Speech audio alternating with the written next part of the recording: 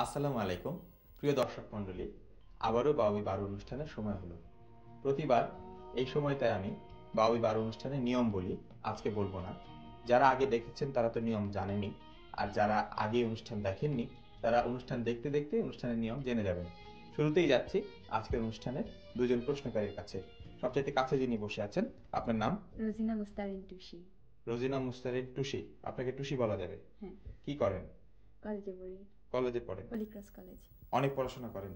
না, পড়াশোনার পাশাপাশি আর কি করেন? বই পড়ি, আবৃত্তি করি। বই পড়েন, আবৃত্তি করেন। আমরা আপনার একটা আবৃত্তি শুনবো। যখন যেমন মনে করি তাই হতে পাই যদি, তবে আমি এক্ষুনি হই ইচ্ছামতি নদী। রইবে আমার দক্ষিণ ধারে সূর্য ওঠার পার, বাঁয়ের ধারে সন্ধে বেলায় নামবে অন্ধকার। তো টুসি সবসময় এরকম তৈরি থাকেন আবৃত্তি করার জন্য? হ্যাঁ, বললেই হয়ে যায়? হ্যাঁ। ঠিক আছে, এরপরে রাস্তায় দেখা হলে আপনার সঙ্গে আমি আরেকবার আপনার আবৃত্তি শুনতে চাইবো। আপনার পাশে যিনি বসে আছেন, আপনার নাম? মুনতাসির মামুন। মুনতাসির মামুন। মুনতাসির মামুন নামে একজন বিখ্যাত লেখক আছেন আমাদের দেশে, না? শিক্ষক, জানেন তো, না? আপনি কি করেন? আমি এ লেভেল দিয়েছি। এ লেভেল দিয়েছেন, তার মানে এরপরে আরো বড় কোথাও ভর্তি হবেন পড়াশোনা করার জন্য। তো টুসি তো ইচ্ছামতি নদী হতে চেয়েছে, তো আপনাকে একটা ইচ্ছা নিয়ে প্রশ্ন করি। আপনাকে যদি সুযোগ দেওয়া হয় এই মুহূর্তে যে আপনি আপনার শরীরের যে কোনো একটা অঙ্গ রাখতে পারবেন, বাকি সব ছেড়ে দিতে হবে, আপনি কোনটা রাখবেন? আমি আমার 2 চোখ রাখবো। 2 চোখ রাখবেন? কেন? কারণ একটা অঙ্গ বাদে কোনো কিছুই চলবে না। মনে করেন একটা হার্ট যদি বা হৃদয় যদি আমি সরিয়ে নেই, তাহলে বাকিগুলি চলবে না। এখন এই চোখ দিয়ে আমি রাখবো, বাকিগুলি তো কোনো কাজে আসবে না। এই চোখটা আমি কোনো মরণোত্তর কাজে ব্যবহৃত করব। তাই? ও, মানুষকে দিয়ে দেওয়ার জন্য আপনি চোখটা ব্যবহার করবেন, আপনি নিজের কাছে রাখবেন না, সেটাও দিয়ে দেবেন। তার মানে আপনাকে এখন সুযোগ দেওয়া হলে যে কোনো একটা রাখতে, শেষ পর্যন্ত দেখা যাবে আপনার কোনো অঙ্গই আর থাকবে না। না, কারণ আমি একটা ছাড়া রাখবো না। আচ্ছা, আসলে মানুষের সবগুলো অঙ্গই গুরুত্বপূর্ণ এবং সবগুলোই দরকারি। শব্দ দূষণের ফলে নানা রকম অসুবিধে হতে পারে, যেমন হৃদস্পন্দন বেড়ে যায়, রক্তনালী সংকুচিত হয়ে আসে, চোখের মণি প্রসারিত হয়, পাকস্থলী, অন্ত্রনালী ইত্যাদিতে খিঁচুনি হতে পারে। দেখা গেছে নানাবিধ স্নায়ু বৈকল্য বা নিউরোসিসও শব্দ দূষণের কারণে হতে পারে। উচ্চ শব্দ অসুস্থ মানুষের হাঁপানি, হৃদরোগ, আলসার ইত্যাদি বাড়িয়ে দিতে পারে। শব্দের উচ্চতার পরিমাপ করা হয় ডেসিবেল দিয়ে। 1 ডেসিবেল হলো খুব শান্ত পরিবেশে মানুষের কানে শোনার মতো একেবারে নিচু মানের শব্দমাত্রা। নিরাপদ সীমার শব্দমাত্রা হলো 10 থেকে 80 ডেসিবেল। 80 ডেসিবেল শব্দমাত্রা থাকে ব্যস্ত রাস্তায়, আর বিপজ্জনক সীমা হলো 80 অথবা 90 থেকে 110 ডেসিবেল। 110 ডেসিবেল শব্দ উৎপন্ন হয় পাথর কাটা ড্রিল মেশিন থেকে। 120 ডেসিবেল থেকে 140 বা তদুর্ধ্বে ক্ষতিকর সীমার শব্দমাত্রা। 120 ডেসিবেল শব্দমাত্রা থেকে 50 মিটারের মধ্যে প্রোপেলার এয়ারক্রাফটের আওয়াজে। অর্থাৎ আমাদের দৈনন্দিন জীবনে 10 থেকে 80 ডেসিবেল শব্দমাত্রা হলো সহনশীল মাত্রা। এর ঊর্ধ্বে যে সকল শব্দমাত্রা আছে তা আমাদের জন্য ক্ষতিকর। এবারে দ্বিতীয় ভাবনার পালা। দেখা যাক টুসি এবং মামুন এই ভাবনাটির উত্তর কত তাড়াতাড়ি বের করতে পারেন। শুরু হচ্ছে পরিবেশ বিষয়ক দ্বিতীয় ভাবনা। প্রশ্ন শুরু করুন। আপনি কি পরিবেশের কোনো সমস্যার কথা ভাবছেন?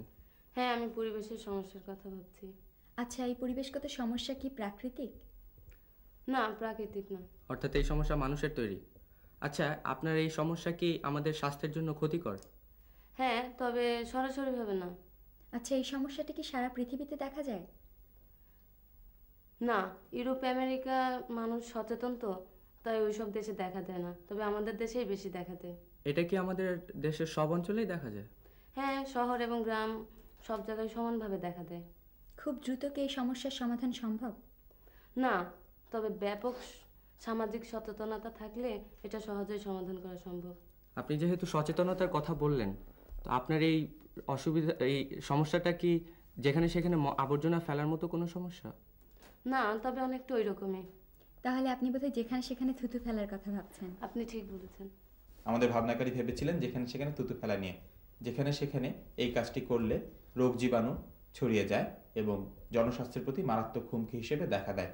বিশেষ করে যেসব রোগ থুতুর মাধ্যমে ছড়ায়, যেমন যক্ষা, সর্দি, কাশি ইত্যাদি, এগুলো আমাদের স্বাস্থ্যের জন্য বিপদ হয়ে দেখা দেয়।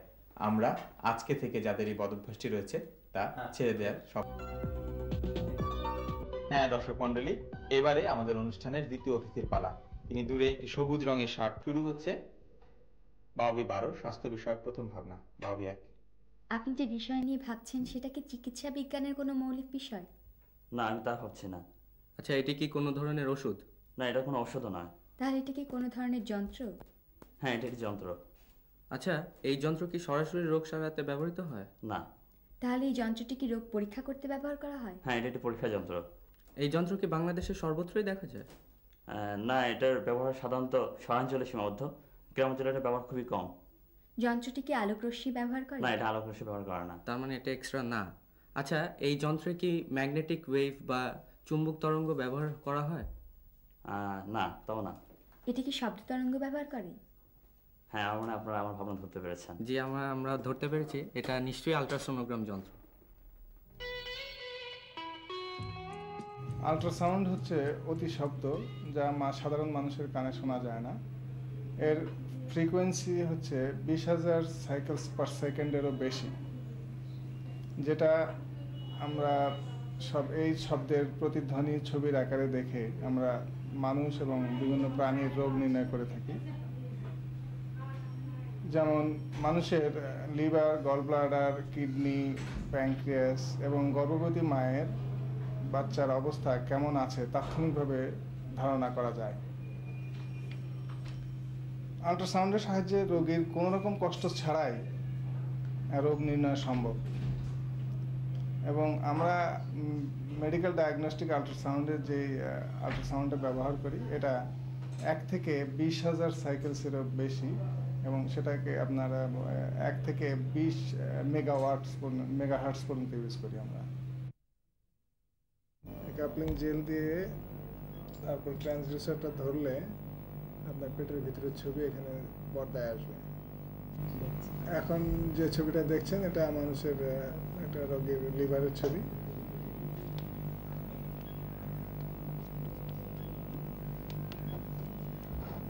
এটা লিভারের ছবি।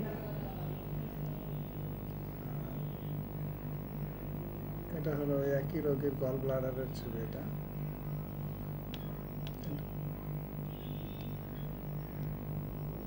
এটা গল ব্লাডারের ছবি।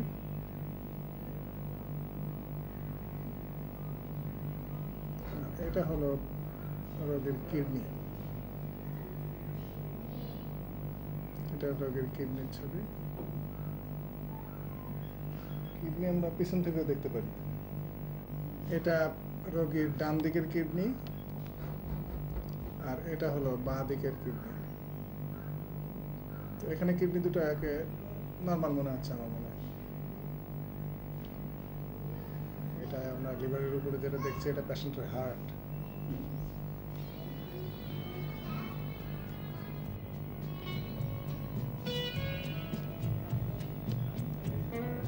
হ্যাঁ, এতক্ষণ আমরা আল্ট্রাসোনোগ্রাম যন্ত্র সম্পর্কে দেখলাম।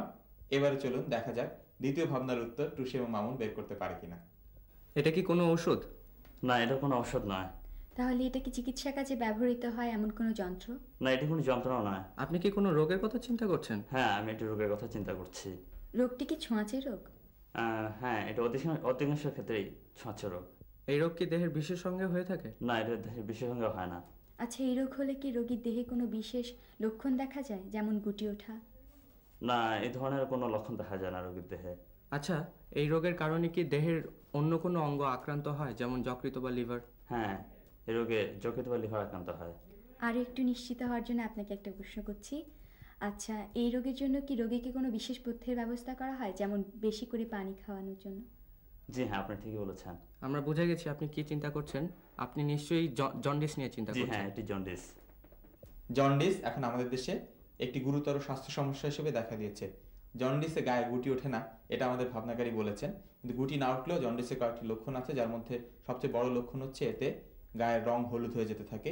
চোখের মনির পাশে যে সাদা অংশ থাকে সেটাও হলুদ হয়ে যেতে থাকে। জন্ডিস অনেকগুলো ক্ষেত্রেই ছোঁয়াচে, বিশেষ করে বি ভাইরাস জনিত যে জন্ডিস আছে সেটি ব্যবহৃত সুই এবং রক্ত এবং রক্তজাত পদার্থের মাধ্যমে ছড়ায়। এছাড়াও জন্ডিস খাবারের মাধ্যমেও ছড়াতে পারে। আমাদের উচিত বাইরে যত্রতত্র যে কোনো কিছু খাওয়া থেকে বিরত থাকা এবং বিশুদ্ধ পানি পান করা। এবারে চলুন আমরা যাই। এবারে দর্শক মণ্ডলী, আজকের অনুষ্ঠানের শেষ অতিথির পালা। আপনার 12র সবশেষ ভাবনা বাওবি 1। আপনি কি কোনো ঐতিহ্যময় স্থানের কথা ভাবছেন? না, আমি কোনো স্থানের কথা ভাবছি না। আপনি কি কোনো প্রতিষ্ঠানের কথা ভাবছেন? না, প্রতিষ্ঠানের কথাও ভাবছি না। তবে কি আপনি কোনো ব্যক্তির কথা ভাবছেন? হ্যাঁ, আমি কোনো ব্যক্তির কথা ভাবছি। ইনি কি জীবিত? না, ইনি জীবিত নন। আচ্ছা, ইনি কি পুরুষ না মহিলা? ইনি পুরুষ। আচ্ছা, এই যে আপনি যে ব্যক্তির কথা ভাবছেন তিনি কি সাহিত্য সংস্কৃতির সাথে জড়িত কোনো ব্যক্তি? না, ইনি সাহিত্য সংস্কৃতি। তাহলে ক্রীড়া জগতের খ্যাতিমান কেউ? না, ক্রীড়া জগতের নন। যে ব্যক্তির কথা আপনি ভাবছেন তিনি কি কোনো রাষ্ট্রীয় পুরস্কার পেয়েছেন? হ্যাঁ, পেয়েছেন, পুরস্কার পেয়েছেন। পুরস্কারটা কি তিনি বেঁচে থাকতে পেয়েছেন না মৃত্যুর পরে পেয়েছেন? উনি মৃত্যুর পর পেয়েছেন। অর্থাৎ মরণোত্তর পুরস্কার। আচ্ছা, এই পুরস্কারের সাথে কি আমাদের মুক্তিযুদ্ধের কোনো সম্পর্ক আছে? হ্যাঁ, আমাদের মুক্তিযুদ্ধের সম্পর্ক আছে এটার সাথে। আমার মনে হয় আমরা কাছাকাছি এসে গেছি। আচ্ছা, আপনি যাকে নিয়ে চিন্তা করছেন, এটা কি আপনি কোনো একজনকে নিয়ে চিন্তা করছেন না একই খেতাবধারী কয়েকজনকে নিয়ে চিন্তা করছেন? আমি একই খেতাবধারী অনেকজনকে নিয়ে চিন্তা করছি। তাহলে আমরা পেরে গেছি। আপনি ভাবছেন 7 জন বীরশ্রেষ্ঠর কথা। হ্যাঁ, উত্তর সঠিক হয়েছে। আমি 7 জন বীরশ্রেষ্ঠের কথা চিন্তা করছি।